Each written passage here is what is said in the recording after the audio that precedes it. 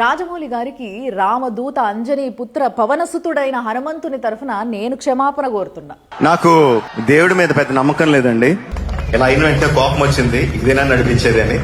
యుద్ధరంగంలో లక్ష్మణుడు మూర్ఛపోతే రాముని కళ్ళల్లో నీళ్లు చూడలేక హిమాలయాల నుంచి సంజీవని పర్వతాన్ని మోసుకొచ్చి లక్ష్మణుణ్ణి కాపాడిన హనుమంతుడికి మీ ఈవెంట్ ప్రిపరేషన్ల భాగంగా ఒక డ్రోన్ ఆపలేకపోయిండు. కాబట్టి ఆ హనుమంతుని తరఫున నేను చెప్తున్నా మీకు క్షమాపణ.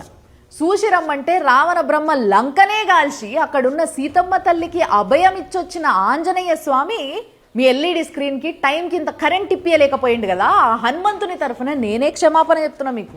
బగబగ మండిపోయే సూర్యుడిని చూసి పండనుకొని శతసహస్ర యోజనాల్ని చేరిన హనుమంతుడికి మీ ఈవెంట్ లో ట్రైలర్ ని టైం కి చేర్చలేకపోయిండు కదా. దానికి హనుమంతుని తరఫున మేము క్షమాపణ చెప్తున్నాం.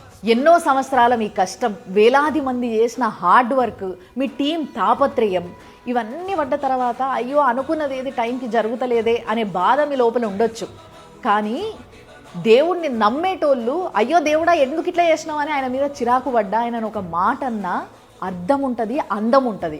అసలు దేవుణ్ణే నమ్మనేను అని చెప్పుకుంటా మీరు దేవుడి పైన చిరాకు పడుతుంటే మీకన్నా అర్థం కావాలి దానికి అర్థం ఏందో. అక్కడ కూర్చొని ఇంటున్న వాళ్ళకైనా అర్థం కావాలి. ఆయన జన్మంతా ఆయన కోసం ఆయన ఏమీ చేసుకోకుండా ఆయన ఎలాంటి మనిషి అంటే ఆయన మిత్రుడైన సుగ్రీవుడికి కష్టం వస్తే దేవుణ్ణే తీసుకొచ్చి సహాయం చేయించి ఆ సహాయం చేసిన దేవుడి లక్షణాలు చూసి రామదూత అంజనీ పుత్ర పవనసుత అని పిలిస్తే సంతోషపడిపోయిండే తప్పితే హనుమంత అని పిలిపించుకోవడానికి కూడా ఇష్టపడలేదు. ఇంత కష్టపడ్డా ఏ రోజు ఆయన క్రెడిట్ తీసుకోలేదు. ఆయన పేరు కూడా ఆఖరికి వద్దనుకున్నాడు. అసలు ఆ శ్రీరాముడు విజయానికి ఆయన వెనకాల పోషించిన ఆ పాత్రకి రామాయణానికి ఇట్లా ఆయన లేవలు వేసుకోవచ్చు లాస్ట్కి, కానీ అట్లా వేసుకోలేదు. ఆయన పైసలు ఒకరు పెడతారు, మీతో పాటు వేలాది మంది కష్టపడతారు విజన్ మీదే. ఇక మీరు చేసేటివన్నీ కొన్ని కాపీలు కావచ్చు, కొన్ని ఇన్స్పిరేషన్లు కావచ్చు, ఇక వాటిని ఏమంటారో మీ ఇష్టం. అంటే అందరి సమిష్టి కృషి తర్వాత లాస్ట్కి ఆ ప్రోడక్ట్ మీరు ఇట్లా ఇట్లా అని ముద్రేసుకుంటారు కదా. మీకేం తెలుస్తుందిలే ఆ నిస్వార్థమైన హనుమంతుడి గొప్పతనం.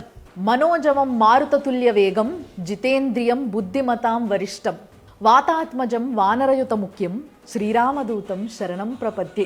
దీని మీనింగ్ ఒక్కసారి మీ నాన్నగారిని అడగండి తప్పకుండా. ఎందుకంటే దీని మీనింగ్ మీకు తెలిసి ఉంటే ఈరోజు ఇట్లా మాట్లాడేటోళ్ళు కాదు. మీరే ఆలోచించండి. ఒక స్టార్ హీరోని ఎవరన్నా ఏమన్నా అంటే ఫ్యాన్స్ ఊకుంటారా? ఇన్ఫ్యాక్ట్ బూతులు తిడతారు. అట్లాంటిది వందల కోట్ల మంది నమ్ముకునే దేవుణ్ణి ఈ విధంగా మాట్లాడితే ఏమనాలి? ఏమనకుండా ఎందుకు ఊకుంటారు? కృష్ణుడు ఏమన్నా అంటే తట్టుకుంటారేమో కానీ రాముడిని ఏమన్నా అంటే మాత్రం తట్టుకోలేరు. ఆవేశం పొంగుకొచ్చేస్తుంది.